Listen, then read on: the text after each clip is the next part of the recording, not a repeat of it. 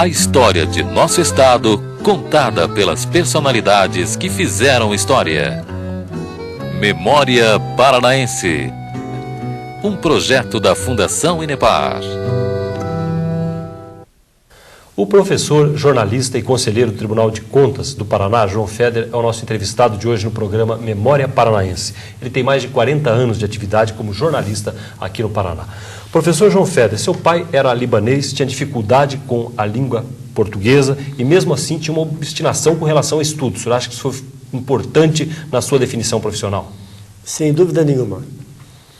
O que eu herdei, na verdade, do meu pai foi o amor pelo estudo. Não era amor, era a obrigação de estudar, que ele tentava impor em casa. E ele passou para mim essa necessidade de você sempre aprender mais. Tanto que eu tenho como lema de vida uma frase de São Jerônimo que diz o seguinte: vivei como se eternamente tivesses de morrer. Estudai como se eternamente tivesse de viver. No segundo grau, já em 1947, o senhor já começou a atuar como jornalista, primeiro fazendo esporte.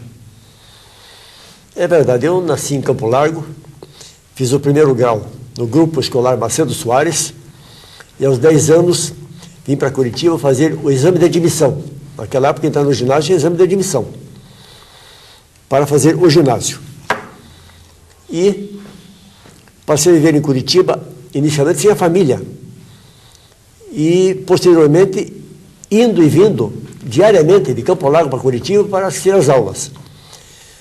Levava 1h30 de ônibus numa estrada de 33 quilômetros para vir a Curitiba ou para voltar a Campo Largo.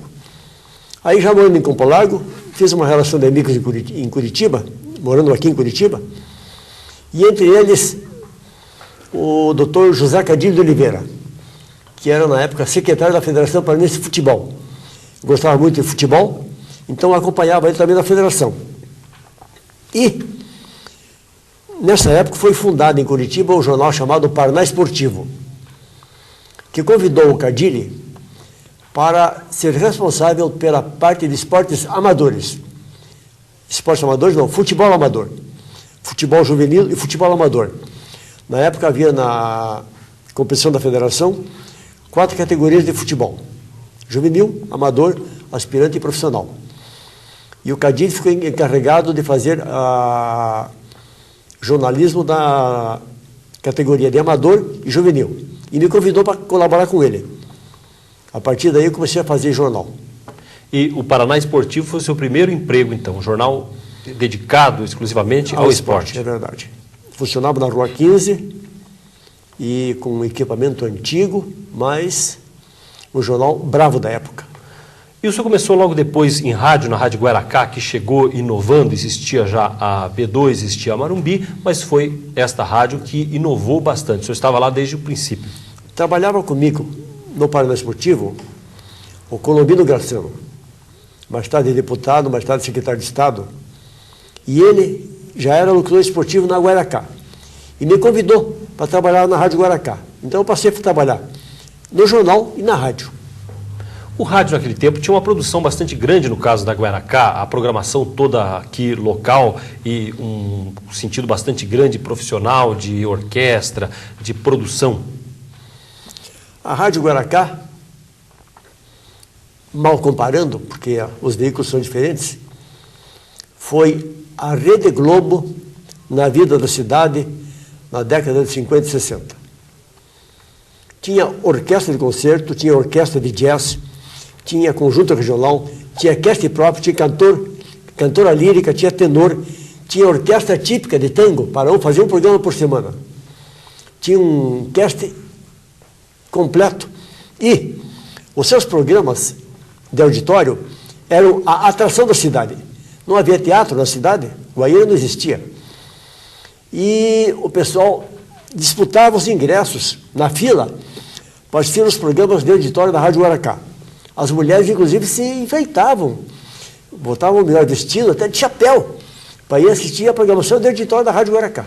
Na falta de comunicação nacional, os artistas andavam pelas capitais e eles também, nestas visitas, vinham aqui às emissoras locais. Também. Aliás, a Rádio Guaracá foi que começou isso, porque os demais raramente acontecia. Com a Guaracá passou a ser comum trazer para Curitiba os grandes nomes da música nacional, na época. Emilinha Borba, Nelson Gonçalves, Francisco Alves, Orlando Silva, Gilberto Alves e Marlene, entre outros. E cada artista que vinha era um acontecimento da vida da cidade. Eu lembro uma vez que eu fui encarregado de acompanhar a Emilinha Borba. Ela veio fazer um show na rádio e fazia um show na Praça Tiradentes, onde hoje é o Banco do Brasil. Ali era um local vago, tinha um posto de gasolina, foi demolido, e aí era um local vago, montaram um palanque e ela fez um show ali. Para tirar a Emilinha Borba do palanque, no meio da multidão, foi uma tourada. Era incrível a popularidade desses artistas quando não havia televisão. O que era a programação da Rádio Guaracá no final da década de 40, quando o senhor estava começando? Era uma programação muito diversificada, essencialmente musical, mas com muita produção local. Havia inclusive radioteatro, produzido por autores paranaenses e interpretados por artistas paranaenses. E eu lembro sempre que o Vanderlei Dias, José Vanderlei Dias, criou um programa chamado Os Troncos dos Pinheirais, em que ele radiofonizava a vida dos grandes vultos da história do Paraná, coisa que a televisão não faz. E dentro do improviso, aquelas histórias que acontecem, o senhor até tem algumas para contar, como a do Aloysio Fizeto. É verdade, é verdade. Houve uma novela em que o Aloysio Fizeto trabalhava como o ator principal e matava um bandido. Então aparece na novela ele falando, agora vais morrer. E o sonoplasta devia colocar o disco em que espocavam os tiros. Pau, pau. Só que o Aloysio disse, agora vais morrer, e fica esperando o tiro, e o tiro não saía. E o sonoplasta não achava a faixinha, porque os efeitos sonoros eram cada um numa faixa. E ele não achava a faixa dos tiros. E o Aloysio esperando o tiro. Como o Aloysio viu que não saía tiro, muito inteligente, ele encontrou saída, disse, meu revólver falhou, mas vai morrer na ponta da minha faca. Quando ele fez isso, soaram os tiros lá. Pau, pau. Daí ficou difícil de achar uma saída. Não, acabou a novela, o pessoal começou a rir, e teve de interromper para começar depois. A concorrência com a Rádio Nacional do Rio de Janeiro, com as rádios de São Paulo, o curitibano preferia essa programação local? Preferia porque nós tínhamos vinculação com a cidade. Por exemplo, São José dos Pinheirais era a vida de gente da cidade, gente que era conhecido. E o pessoal usava a rádio, inclusive, para oferecer música um para o outro, como você vê em festivais esportivos hoje. Acontecia na rádio aquilo. Um dos programas mais concorridos da rádio chamava As Suas Ordens. Eram 2 horas durante a tarde em que se homenageavam os aniversariantes, os amigos, os parentes, com músicas oferecidas. Então o pessoal também ouvia, oferecia e ouvia. No sentido jornalístico, a rádio era apolítica, não tinha o acompanhamento dos fatos, né, de forma mais intensa da política paranaense, e só mais tarde até que pessoas saíram do rádio para se dedicar à política. É interessante porque a rádio pertencia a um grupo político. A Rádio Guaracá era do governador Moisés Lupião. Apesar disso, tinha uma conduta apolítica. Raramente a rádio apresentava um noticiário ou alguma produção de interesse político-partidário. Mesmo Ney Braga diz que ele, antes da década de 60, não fazia utilização do rádio. Nas campanhas eleitorais era muito restrita essa utilização do rádio como um veículo para se fazer política. A impressão que eu tenho é que o rádio não se prestava para a política. Havia a ideia de que, sendo uma concessão do governo federal, o rádio não devia tomar partido político. Por quê? Porque era uma concessão de favor. Se era assim, não podia estar a serviço de outros interesses políticos partidários. Os jogos, que era a sua área inicialmente, o esporte, como é que era acompanhar um jogo de futebol, programas esportivos que o senhor participava e com cuidado de sempre fazer a produção, escrever, ter o script, o roteiro desses programas? Eu tive o hábito sempre de só improvisar no campo de futebol. No estúdio, levava tudo escrito, sempre escrito. E o grande problema, Willer, eram as dificuldades com a precariedade das comunicações. Você, para transmitir um jogo de futebol de São Paulo, do Rio de Janeiro, haviam uma ou duas linhas telefônicas. Às vezes vinham duas, mas a telefônica guardava uma para as comunicações, o pessoal que tinha que telefonar, que precisava linha. Então você locava uma linha. Se uma rádio locasse, a outra não tinha mais. Então você tinha que pedir com antecedência para conseguir aquela linha, para conseguir vender o patrocínio e transmitir aquele jogo de futebol. Uma vez eu fui radiar um jogo sozinho, porque o outro locutor era o Rocha Braga e não viajava de avião. Jogavam seleções do Paraná e da Bahia, em Salvador. Então nós fomos, levei um técnico com um bruto de equipamento lá para ligar, chegando lá se pede auxílio para a emissora local ainda, para poder fazer a transmissão. Irradiei o jogo inteiro, sem saber se havia sido captado ou não em Curitiba. Só quando cheguei de volta em Curitiba, eu soube, olha, a transmissão foi boa. Não havia retorno, não havia comunicação. Não dava para saber se estava sendo ouvido realmente. Era uma aventura. Os nomes regionais, artistas regionais, naquele tempo tinham um espaço maior, com essa situação regionalizada da cultura. Com o espaço antes do advento das redes nacionais, de rádio e de TV. A Rádio Guaracá tinha um cast próprio. Tinha cantores clássicos, Maria Jurandir, que era uma soprano, Humberto Labala, que era tenor, havia cantores populares, o Zé Pequeno, ainda hoje, está cantando na noite, e outros grandes cantores, regionais, conjuntos musicais. A Orquestra do Genésio era da Rádio Guaracá. O cast era um cast que hoje as televisões não têm. Havia uma identidade bastante paranaense, então, na comunicação do rádio. Sem dúvida, sem dúvida, sem dúvida. As atividades que o senhor exerceu, foi primeiro a discoteca, onde o senhor começou, e mais tarde foi passando por outras funções e depois assumindo o microfone também. Eu comecei trabalhando na programação da rádio. E depois escrevendo para o programa esportivo. Até o dia que o Vanderlei Dias disse, escuta, vou tirar você do ostracismo. E me colocou no microfone. A partir daí comecei a falar também no microfone.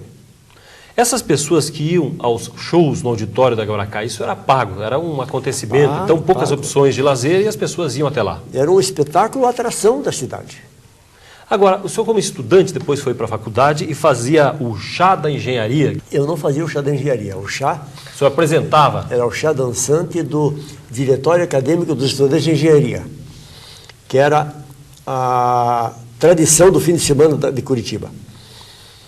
Só que a rádio contratava um artista, esse artista vinha a Curitiba, cantava na rádio e era apresentado como atração no show da engenharia. E eu fazia a apresentação desse artista no show da engenharia. E como era um acontecimento como este na época, um baile com o nome de chá da engenharia? Era o grande baile da época. Eu não sei por que chá, porque chá não tinha. Era uma reunião dançante dos estudantes de engenharia, que era a grande atração da cidade. Você queria arranjar namorada, era um chá de engenharia. O senhor fazia direito pela manhã e trabalhava na rádio à tarde e à noite? Direito pela manhã, trabalhando na rádio à tarde e à noite. Vamos então para o intervalo comercial. Estamos com o programa Memória Paranaense, conversando com o professor, jornalista, conselheiro do Tribunal de Contas, João Feder. Já voltamos. Estamos apresentando Memória Paranaense, um projeto da Fundação Inepar.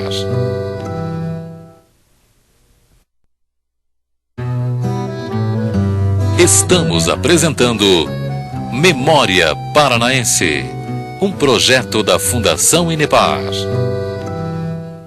No programa Memória Paranaense de hoje, estamos conversando com o professor, conselheiro do Tribunal de Contas e jornalista João Feder. Professor João Feder, o senhor chegou a fazer uma transmissão de jogo de fora do estádio. Como foi? Nós trabalhávamos para a Guaracá, transmitindo futebol, eu e o Rocha Braga. Colmar Rocha Braga. Ótimo locutor, dono de uma voz belíssima. Só que, para a função, ele tinha um defeito. Era atleticano roxo. E os outros sabiam disso. E num jogo Atlético e Ferroviário, na época, no campo do Ferroviário, estado do Osvaldo Brito, houve um problema qualquer lá, em que dois jogadores brigaram e ele ficou bravo com o pessoal do Ferroviário e disse, isso é um time de negro. E o Ferroviário era o clube de futebol que tinha mais homens de cor na sua equipe. E a diretoria ficou brava, não gostou, evidentemente, e proibiu que a rádio entrasse no estádio para transmitir o jogo. Em seguida houve uma partida lá, o que nós fizemos? Pedimos ao Corpo de Bombeiros, uma escada Magiros, instalamos ao lado da calçada, ao lado do estádio, e por cima do muro ficamos transmitindo o jogo. O Cândido Gomes Chagas, esse que tem a revista Paraná em Páginas, era o nosso intermediário. Ele ia lá dentro, pegava a escala do time, trazia, ia lá, pegava a renda, trazia para a gente, e a gente irradiava de fora. E de qualquer forma foi possível. Irradiamos de cima de uma escada Magiros. Depois vieram mais tarde, na década de 60, nomes como Arthur de Souza, Jorge Nassar, que foram os primeiros a deixarem o rádio para fazer carreira política. Até aí não se fazia isso. Eles realmente foram os pioneiros. E eles abriram o caminho para o pessoal do rádio entrar na política. Com um programa, o Arthur de Souza, com um programa chamado Revista Matinal, que era diariamente às 7 da manhã, muito ouvido na PRB2, com o qual eu concorri em determinada época, porque eu produzi na Rádio Guaracá um programa chamado Bom Dia Paraná. Esse título foi eu que criei. Mas perdi para o Arthur de Souza porque o programa dele era mais tradicional e mais popular. O meu era produzido, bonitinho, o dele não. O dele ele chegava, lia os jornais, notícia de falecimento, o que tinha, e o programa era de uma audiência absoluta. Graças ao que ele se elegeu deputado, mais tarde o Jorge Nassar também se elegeu deputado, e daí vieram os outros demais. Naquela época, mais ainda do que hoje, o jornalismo talvez não desse uma expectativa boa financeiramente, como carreira. O que é que acabou pesando mais para que o senhor tivesse essa opção, em vez de uma carreira como advogado, que estava começando bem, o senhor optasse definitivamente, então, pelo jornalismo, numa época muito mais difícil ainda da nossa imprensa? Eu costumo dizer para os meus alunos, Vili, que o jornalismo é fascinante. Só tem um defeito, não dá dinheiro. Mas é fascinante. É difícil você resistir ao fascínio do jornalismo. E eu não resisti. Gostava e gosto. E só deixei de fazer jornal a partir do momento em que houve a incompatibilidade entre a minha função no tribunal e a do jornalismo. O senhor criou um sucesso editorial que persiste até hoje, que é a Tribuna do Paraná. Em que circunstâncias, como é que foi pensado esse jornal, como é que ele surgiu já no final da década de 50? Eu era redator do Jornal do Estado do Paraná. E um dia, um dos seus diretores, proprietários, o senhor Fernando Afonso Alves de Camargo, chegou na minha mesa, eu estava escrevendo, trabalhando, dizendo, vamos fazer o vespertino? Eu, como vamos fazer? Não, nós precisamos, queremos fazer o vespertino, você não quer fazer? Olha, pode ser. Então, planeje e veja. Incumbimos de fazer o vespertino. Eu comecei a planejar, imaginando um jornal local. Um dia ele chegou para mim e disse, escuta, não está pronto? Eu digo, ainda não, mas como? Fazer um jornal para vender 500 exemplares da aula 15? Digo, não vai ser assim, vamos ver. E fui planejando até que bolei a Tribuna do Paraná. Escolhi o título, escolhi o formato, as colunas e o pessoal que ia trabalhar. E antes de lançar o jornal, convidei os jornalistas, a equipe, uma reunião, para explicar a filosofia do jornal novo que ia ser vendido na cidade. Digo, olha, o equipamento é o mesmo do Estado do Paraná, o papel é o mesmo, é tudo igual. A diferença vai ser a nossa filosofia de trabalho. Para a Tribuna do Paraná é mais importante um sapo morto na Praça Tiradentes do que um avião que caiu na Malásia. Ou seja, eu queria um jornal com noticiário local da cidade para a gente da cidade. E foi isso que fez o sucesso da Tribuna, sem dúvida nenhuma. Já de começo, ele era, na época, um jornal de oposição. Ele já saiu com um bom resultado de vendas? Sem dúvida. Ele saiu circulando às 5 horas da tarde, que era o objetivo inicial. Em seguida, num dia, nós adiantamos um pouco, circulamos às 4. E eu notei, que a gente acompanhava a tiragem, que antecipar uma hora, aumentou a venda barbaridade. Então, puxamos para 4, 3, 2, circulou muito tempo, ao meio-dia. Depois que nós mudamos para o Alto das Mercês, passou a circular pela manhã e hoje é vespertino que circula cedo. Por quê? Porque desde cedo você já procura a Tribuna do Paraná. Uma manchete sobre Lupion que lhe deu problemas, como foi? Havia na cidade uma greve do transporte coletivo. Os empresários queriam aumento de tarifa e o prefeito da época, que era o general Liberê de Matos, recusava a atender. dizendo que a tarifa já estava cara. E os empresários fizeram greve, paralisaram o transporte, e o Iberê tentou sequestrar os ônibus para usar com o pessoal da prefeitura e atender a população. E eles esconderam os ônibus em Piraquara, em São José, para que os ônibus não fossem encontrados pela prefeitura. E a crise acendeu-se tanto que, num determinado dia, o governador do estado, que era Lupion, baixou um decreto dizendo que o transporte municipal não era mais municipal, era estadual, e que ele então dava um aumento. Quer dizer, uma decisão absurda. E eu, no dia seguinte, coloquei a seguinte manchete na tribuna: Lupion ficou louco. E dizendo que só um louco podia ter aquele procedimento, porque não havia cabimento, não havia fundamento jurídico nem nada. Além de tudo, para favorecer grandes empresários. Qual foi a reação do governador? Como é que foi a sequência? É interessante. O Estado do Paraná e a Tribuna do Paraná fizeram sempre uma acirrada oposição ao Lupion, mas ele nunca pensou em postar o jornal. Os processos que eu tive não foi com ele. Agora, Lupion tinha uma grande emissora, uma rede mais tarde, até participou como funcionário na época na instalação de emissoras pelo interior do Paraná, em diversas cidades. E ele não utilizava, mesmo quando atacado, apenas fazia uma crônica em determinado horário, fazendo a defesa dele quando era atacado? É verdade. É curioso, porque eu comecei na rádio do Lupion e logo em seguida passei no jornal a fazer oposição a ele. Ele tinha a Rádio Guaracá e em seguida conseguiu uma concessão para uma rádio em Piraí do Sul, que eu montei, passei uma semana em Piraí do Sul, em Venceslau Braz, que eu também ajudei a montar, e em Paranavaí. Mandaguari. Aliás, Mandaguari, exatamente, você lembra, sabe bem. Eu nasci ao lado da rádio. É verdade. Seu pai fazia parte dessa rádio em Mandaguari. E essas 3 rádios formavam a rede da Guaracá. Só que não era uma rede, porque não havia forma de conexão entre as emissoras. Ou seja, o programa da Rádio Guaracá não podia ser retransmitido pela rádio de Piraí ou de Venceslau, porque não havia comunicação.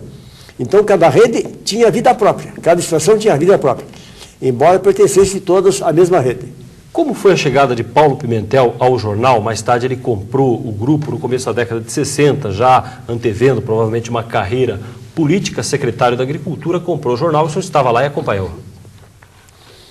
Eu estava na minha sala da redação do jornal, quando uma noite chegaram 2 amigos meus, o Rafael Ataldi e o Gabriel Baron, dizendo que estavam com um secretário de Estado para me visitar. Quem é? É Paulo Pimentel. Quem é Paulo Pimentel? É de Poricatu. E daí? Não vai ser secretário da Agricultura do Ney Braga. E daí? Não queria fazer uma... Digo, tudo bem, tem um repórter aqui, um fotógrafo, vai lá, entrevista aquela sala lá. Você não vai falar com ele? Não quero conhecer. E não recebi o Paulo Pimentel na primeira visita que ele me fez no jornal. Uma semana depois, o mesmo Gabriel Barão me convidou para um jantar na casa dele, onde estava o Paulo e Dona Ivone. Aí fiquei conhecendo, e o Paulo Pimentel é dessas figuras que você, com 15 minutos, tem a impressão que é amigo dele há 30 anos. Está ali a simpatia. E nós somos amigos. Um dia ele me chamou na secretaria, dizendo que havia oferecido para ele o jornal O Dia. O Dia havia deixado de circular e o equipamento estava num barracão, pertencente ao Lupion ainda. Ali é onde hoje tem aquele bingo no Batel. Tem um bingão e tem uma igreja ali, eu não entendo ali como é. Do lado do palácio do Lupion. Ali era um barracão e lá estava o equipamento que havia servido para o jornal O Dia. Me ofereceram o jornal disso, quer dar uma olhada? Você que vende o jornal, quer dar uma olhada para mim?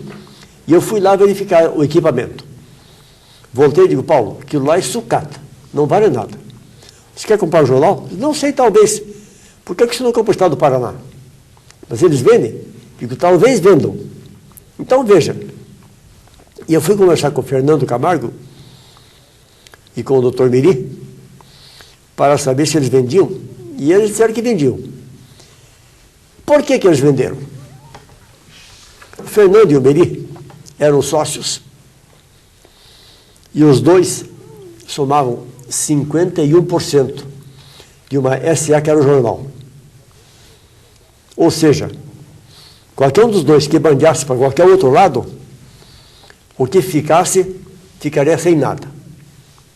E o Fernando uma vez me disse o seguinte: olha, eu não tenho medo que eu jamais brigarei com o Meri na minha vida, mas eu tenho medo que amanhã os nossos filhos tenham qualquer desavença e isso possa influenciar na direção do jornal. Essa era a preocupação deles. Quando eu falei em vender, eu senti que, em razão desse problema, me pareceu, eles estavam dispostos a vender. Então, marquei uma reunião deles com o Paulo Pimentel, eles começaram a conversar e em 15, 20 dias acertaram o problema e o Paulo comprou. Comprou, me chamou e disse: olha, eu não entendo nada, o jornal é todo seu, assuma isso aí. E eu assumi. Vamos então para um intervalo comercial. Daqui a pouco vamos contar um pouco também de uma época bastante interessante da política do Paraná, Paulo Pimentel chegando ao governo do estado, a continuidade da história. Daqui a pouquinho nós voltamos. Estamos apresentando Memória Paranaense, um projeto da Fundação Inepar.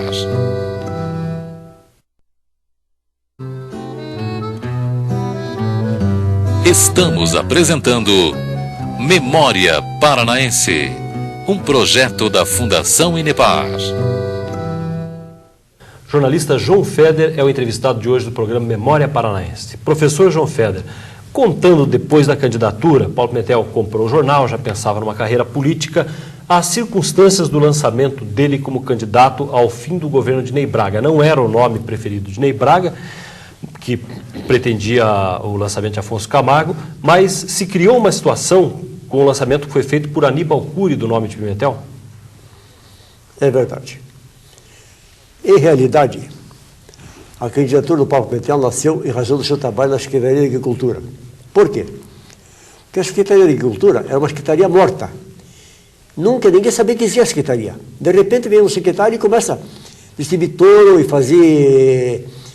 distribuir semente, colher, vender produtos do Paraná para o Nordeste, quer dizer, sacudiu a área da agricultura. E o nome dele, evidentemente, cresceu. E ele era um alienígena. Estava no Paraná há pouco tempo. E vinha do interior. Sim, de Porecatu, norte do Paraná. Ele conheceu Curitiba no dia que chegou, naquele dia que ele chegou para me visitar no tribunal. Não conhecia Curitiba. Chegou aqui e foi para o hotel. Imaginou?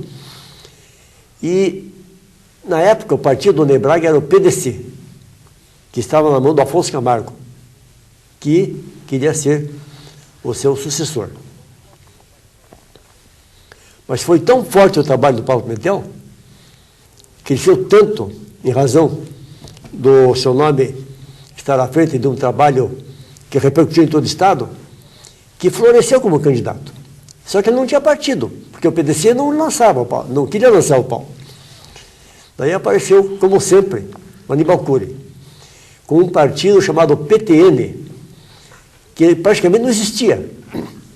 E pegou e disse: não, o Paulo é candidato do PTN, e lançou o candidato. A partir daí, ele desenvolveu a campanha, outros partidos foram chegando, foram apoiando e... Ney Braga viu uma situação já criada, não quis ir contra, provavelmente. Ney Braga teve a sensibilidade política de sentir que quem ganhava a eleição era o Paulo. E derrotou Bento Munhoz, onde deve ter encerrado a carreira de Bento Munhoz dentro de uma projeção maior. Numa eleição fabulosa. Foi uma verdadeira guerra política. O senhor trabalhava com Paulo Pimentel, como é que o senhor sentiu depois o afastamento que houve entre ele e Ney Braga durante o governo de Pimentel? Ney Braga esperava ter influência ainda durante aquele governo e foi daí que surgiu essa desavença? Vili, é um problema político inevitável. Sempre que há uma sucessão continuada, o antecessor, que ajuda a fazer o sucessor, se julga com crédito. E é natural que procure ainda ter influência no governo. Como é natural que aquele que se elege com a vitória das urnas se julgue autossuficiente e dispense essa colaboração. Então, os atritos são inevitáveis. E no caso do Paulo e do Ney, o Paulo assumiu o governo deixando vários colaboradores que vinham do governo do Ney. Mas aos poucos foi substituindo. E cada um que ele tirava, que pertencia ao governador Ney, era um atrito com o ex-governador, inevitável. Pimentel foi governador uma vez só, não pôde retornar. Muita gente até atribui ao temperamento dele. O senhor que o conhece de perto e trabalhava junto. Foram as circunstâncias, o que pesou para que ele não tivesse essa continuidade de projeção na política do Estado, né, com mais peso do que teve? Bom, vamos diferenciar uma coisa. O Paulo nunca foi um político profissional. O Ney, por exemplo, fez da política a profissão. E fez bem. O Paulo nunca fez isso, sempre tinha negócio à parte. Além disso, depois que ele deixou o governo, quando ele se elegeu deputado federal e foi para a Câmara com a intenção de ser o grande deputado do Paraná, e sentiu lá os obstáculos, as obstruções, as dificuldades que tinham em você fazer um discurso, em você propor uma moção, até em você votar, voltou desencantado. Chegava lá, havia um líder da maioria, um líder da minoria, que dizia, os deputados aqui agora, todos ao plenário para dar quórum. E ainda assim hoje, agora todos fora do plenário para não dar quórum. E ele ficou desencantado, não se prestou a isso, não sei como não renunciou, mas completou o mandato e ficou desencantado com a política. O senhor acha que ele ficou bastante abatido naquele momento, que a briga foi mais intensa com o Ney Braga e, na sequência, ele perdeu muito dos seus meios de comunicação? Não foi só com o Ney Braga, foi com a revolução, né? O Ney Braga, na verdade, jogou a revolução em cima do Paulo. E ele, sendo concessionário de serviço público, como era a rádio e a televisão, enfrentou dificuldades enormes. Eu acompanhei a luta dele nessa época. E como foi que ele enfrentou tudo isso? Ele chegou a ter momentos de desânimo? Como é que ele enfrentou esses momentos? Desânimo não, mas teve momentos que ele chegou até a pensar em mudar do Paraná. Porque achava que era difícil lutar contra, como é que diz, contra a força da resistência, né? E toda a força da revolução, a força política e econômica em cima dele. O senhor foi mais tarde para o Tribunal de Contas, nomeado na época, quando era governador, Paulo Pimentel. Como foi essa mudança? Sair do jornal e ir para uma função pública? Como é que o senhor aceitou? Como é que o senhor enfrentou essa situação? Eu não pensava, não ambicionava, na verdade nem queria. Eu estava feliz como jornalista. Eu sabe que feliz como jornalista é feliz mesmo, né? Ganha mal, sofre, mas é jornalista. E um dia o Paulo me chamou dizendo que havia uma vaga no tribunal e que iria me nomear. E eu acabei concordando. Embora não fosse a minha vocação, por quê? Quando eu me formei em Direito, a minha ideia e a minha preferência era Direito Civil e Direito Penal. Principalmente o penal, onde eu fiz vários júris, e achava que o Direito Penal realmente é muito mais atraente do que as outras áreas. E no tribunal eu fui ter como direito administrativo. Mas a partir do momento que ele me nomeou, eu passei a me dedicar e me dei bem. Confesso que me dei bem. O senhor enfrentou o período da censura, que o senhor disse que começou de forma mais forte depois do AI-5 e 68. Nos primeiros anos da Revolução, de 64 a 68, não se chegava a sentir de forma muito intensa a presença da censura nas redações? É verdade. Na verdade, embora a Revolução tenha assumido o poder e no seu segundo ato número 2, tenha determinado a extinção do júri de imprensa, porque achava que o júri nunca condenava o jornalista, até 68 os jornais tiveram liberdade. No dia 3 de dezembro de 1968, com o ato AI-5, nós tivemos no estado do Paraná, em todos os jornais do Brasil, a censura na redação. Inicialmente com a presença do censor e depois com a presença do agente da Polícia Federal que levava os assuntos que eram proibidos de publicar. E mais tarde a lista via Telex. Também. Já identificando Sim, que não poderia sair. Modernizando, lógico. O clima numa redação, como era numa situação como essa, de preocupação, de medo e de represálias mais graves, né, no caso da existência do AI-5? A redação, o clima era normal. O clima ruim era no diretor, que era eu. Porque a redação produzia o que queria, né? E o senhor respondia... Aí o responsável era eu, e tinha que mostrar para o censor, isso aqui não pode sair, isso aqui não pode sair, isso aqui não pode sair. Agora, havia formas, muitas vezes, de burlar o censor também, dar notícia de uma forma ou outra, velada, nas entrelinhas, que era um exercício da época. Eventualmente havia. Mas não era fácil. O O senhor chegou a enfrentar 2 processos, e esses processos anteriores a esse período que você está contando, né? Um inquérito policial militar e um outro caso com Ademar de Barros. É verdade. Foram os 2 processos mais sérios que o senhor enfrentou. E únicos, me parece. Os outros foram só ameaça. O primeiro foi quando eu noticiei no Jornal Tribuna do Paraná de que o Instituto Brasileiro do Café estava alugando barracões do 3º RAM, quartel aqui no Boqueirão, para guardar café. Só que, em vez do IBC fazer um contrato com o quartel, não. Havia um intermediário ganhando dinheiro nessa operação. E dei a notícia com uma fotografia dos barracões onde estava o café. Porque eu pedi os fotógrafos foram lá, fotografaram e a notícia saiu. Passados alguns dias eu recebi um aviso para comparecer no CPUR, para responder ao IPM.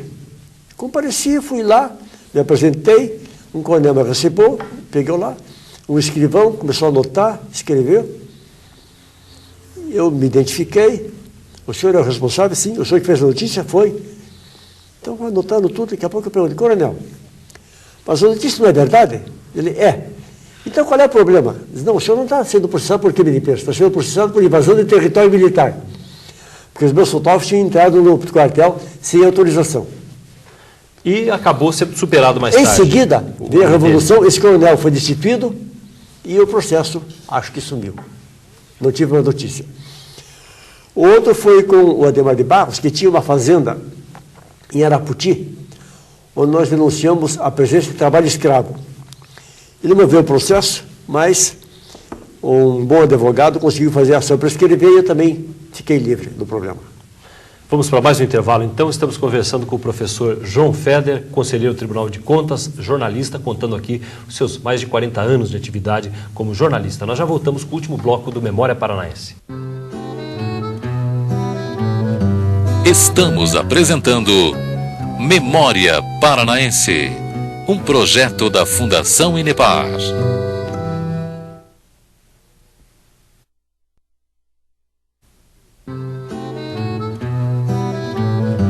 Estamos apresentando Memória Paranaense, um projeto da Fundação Inepar. Vamos para o último bloco do programa Memória Paranaense, conversando hoje com o jornalista João Feder. Professor, em 66, o senhor foi nomeado para o Tribunal de Contas pelo governador da época, Paulo Pimentel. Como foi essa experiência? E o senhor tinha um trabalho investigativo como jornalista, uma visão investigativa. Como foi levar isso para o Tribunal de Contas? A gente sempre acha que vai consertar o mundo. Vili, não há nada mais difícil do que você controlar o dinheiro público. É terrível. Mas é uma missão importante e a gente está tentando lutar para fazer o possível. A ação do Tribunal de Contas, muita gente questiona no sentido de que, sendo os conselheiros nomeados pelos diferentes governadores que vão passando, que isso acaba influindo para que o Tribunal de Contas seja, às vezes, mais condescendente em determinados governos ou em determinados momentos. O grande problema do Tribunal de Contas, que a grande acusação, é quanto ao provimento. É um problema complicado e eu não gosto de discutir. Por quê? Porque eu fui nomeado por livre escolha. Então, não tenho direito de dizer que os outros não devam ser, o que deve ser assim ou assado. Mas a ideia no futuro é que se faça isso por concurso. Que não quer dizer que melhore muito. Porque concurso também, às vezes, o sujeito é muito bom intelectualmente, mas moralmente pode não ser. E a universidade? Porque o senhor também, pela mesma época, começou o curso da Universidade Federal do Paraná, fez seu concurso, começou no início do curso de jornalismo da universidade. E essa experiência? Quando instituíram o primeiro curso de jornalismo no Paraná, foi na Católica. E eu fui convidado pelo irmão Albano para ser professor. Na época, professor de radiojornalismo. Já em seguida, passei para ética, legislação, história, ética e legislação de imprensa. Era uma cadeira abrangente.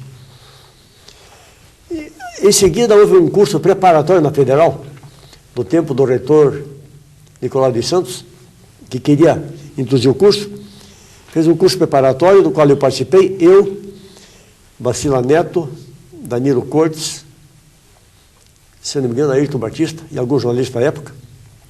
Fizemos o curso, um curso rápido, e em seguida abri o curso da universidade, para o qual também fui convidado.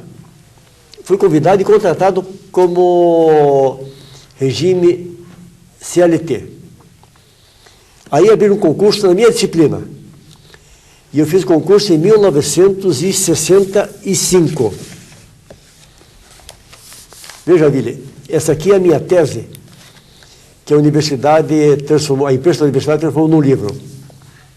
Título: Da extinção da pena de prisão nos crimes da imprensa. 65. Hoje, a nova lei de imprensa parece que vai adotar isso aqui. Eu digo aqui também que o caminho seria a criação da ordem do jornalista, que é uma coisa que está sendo cogitada também nesse momento. Tenho orgulho de ter sido pioneiro nesse pensamento. E mantido de lá até hoje, sempre atividade como professor, de 65 até hoje. Podia estar aposentado já há vários anos, mas continua dando aula. É uma opção, assim como ser jornalista também uma opção. É verdade. Né? Mais por idealismo, porque você sabe que, infelizmente, professor neste país virou sucata também. A avaliação da imprensa paranaense, tendo passado 40 anos ligado à imprensa, mais tarde tendo que sair em função do cargo no Tribunal de Contas, mas a avaliação que o senhor nos dá da imprensa paranaense? No meu tempo, a dificuldade para se fazer um jornal era terrível. Radiofoto, teletipo, telex, tudo isso é coisa recente. A primeira vez que eu consegui botar uma radiofoto na tribuna, na Copa de 58, na Suécia, eu tive que mandar uma caminhonete esperar a radiofoto em São Paulo. E vim a 200 por hora para Curitiba para pegar a edição para sair no dia seguinte. Hoje você recebe num visor radiofotos do mundo inteiro, escolhe, amplia, modifica, altera, como você quiser. Então facilitou barbaramente. Ora, a grande diferença, antigamente, os jornais iam atrás da notícia para preencher espaço. Hoje, os jornais têm tanta notícia que o grande trabalho é separar aquilo que pode ser publicado e aquilo que vai fora. Porque as agências noticiosas, as assessorias de imprensa, abaratam as redações, que você faz jornal sem sair da redação. Um grande volume de releases que chega. Também. Os jornais, outros entrevistados que tiveram aqui, têm a análise que os jornais do Paraná até a década de 60 era um jornal de cada grupo político, então tinha um jornal de oposição, de situação, e que depois da década de 60 em diante mudou, os jornais se alinharam com os diferentes governos. Tiveram sempre uma posição, pelo menos não de crítica com relação aos diferentes governos. O que o senhor acha? Eu acho um mal. O jornalismo americano diz o seguinte: a liberdade de imprensa existe para que os jornais, em nome do povo, fiscalizem e critiquem o governo. E isso no Brasil é cada vez mais raro, infelizmente. Esses jornais, como acontecia até a década de 60, eram diferentes grupos proprietários de diferentes jornais, um grupo estava no governo, os outros estavam na oposição, e existia então uma situação de diferentes visões de cada um dos órgãos de imprensa com relação aos governos. Lamentavelmente, os governos no Brasil não têm mais oposição na imprensa. E a oposição parlamentar sem imprensa perde a força, não tem substância. Bom, o senhor tem reconhecimento do avanço tecnológico, mas não com relação à qualidade, ao conteúdo. Por quê? Porque nós já tivemos melhores fases da nossa imprensa. Em nível intelectual, que eu considero uma parte essencial da imprensa. Por exemplo, o jornalismo no Paraná já teve suplemento cultural, que hoje não existe mais, e outras sessões dedicadas à cultura, à arte, que raramente você vê hoje na imprensa. E isso faz falta. Professor João Feder, o senhor trouxe aí um microfone da antiga Rádio Guaracá. O que é que o senhor pode nos contar sobre esse microfone? Essa é a prova do avanço da tecnologia. Esse microfone era da Rádio Guaracá e a gente falava assim, o microfone na frente e a gente aqui. 15 centímetros era a posição ideal. Quando a Rádio Guaracá, que era do Lupião, foi vendida para o Samuel Silveira de Maringá, e quando o Paulo Pimentel comprou a Editora Estado do Paraná, nós achamos que o conjunto de comunicação devia ter uma rádio, e compramos a Rádio Guaracá. Nessa época, o Osni Bermudes pegou esse microfone, que era o mais antigo, e montou e me deu de presente. Então, realmente é uma relíquia. E dá para comparar esse microfone com o que eu tenho aqui, para ver a evolução da tecnologia da comunicação. Como ficou fácil, né? É uma peça histórica do Osni Bermudes e que ele transformou num pequeno radinho. É verdade. Muito obrigado, professor João Feder, pela participação conosco. Muito obrigado também a você que ficou ligado conosco aqui no Memória Paranaense.